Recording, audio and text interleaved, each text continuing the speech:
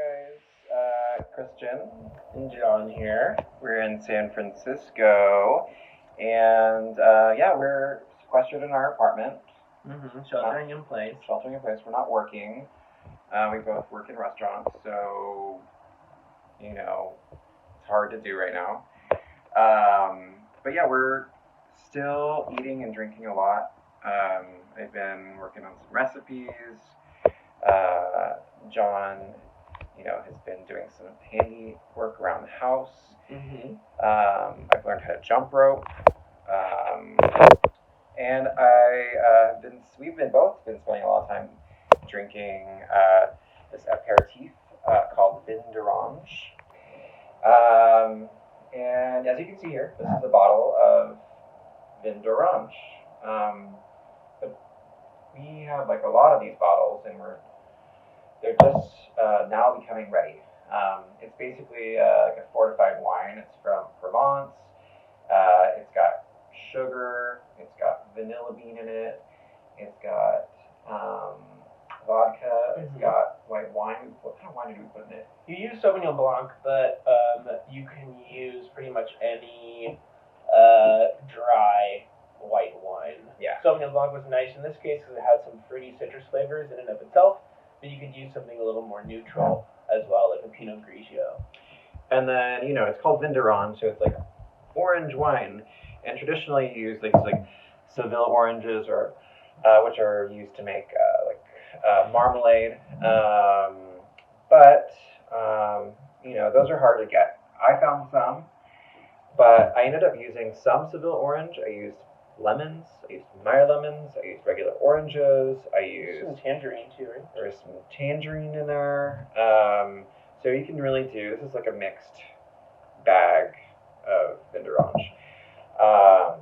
So it's something you can still make now, and then it'll be ready.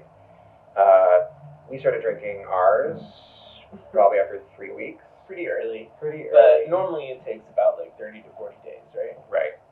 So we make some now. Hopefully we'll be not sheltering in place by the time it's done. You can celebrate with a bottle, but even if we are still contained or confined, then at least you'll have something tasty to sip on. What's different about this one? What did you do? So this one has some herb in it. So I put this herb called hoja santa, which a couple farms grow out here in California. But it would be really good with basil and mint, maybe minus the vanilla bean. But we are just, we're just going to show you what we drink all day long, basically, right now. And it's the vin d'orange, or orange wine, on ice. We like to put a little citrus peel in it. It can be an orange peel, it can be a lemon peel. I've got a little, I'm actually out of oranges, fresh oranges, but I've got this little baby mandarin. Cute. So just a little peel, cutesies, and then a little bubbles. We like, if you want. It's also great on its own. Yeah. I always like bubbles. I say yes to bubbles all the time. Do you want any? I'll have a splash, sure. What's a splash? Cheers, babe. Cheers, baby.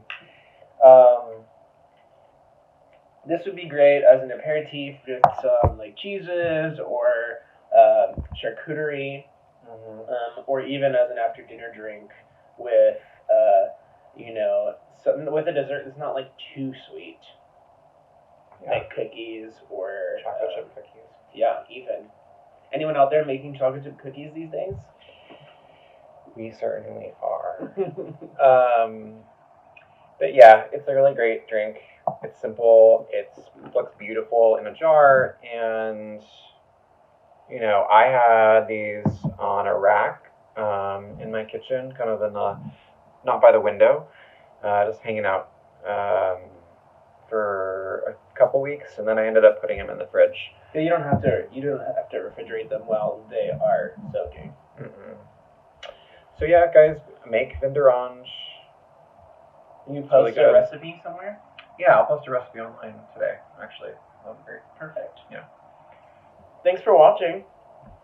Stay safe, stay healthy. Drink up. Yeah, stay thirsty.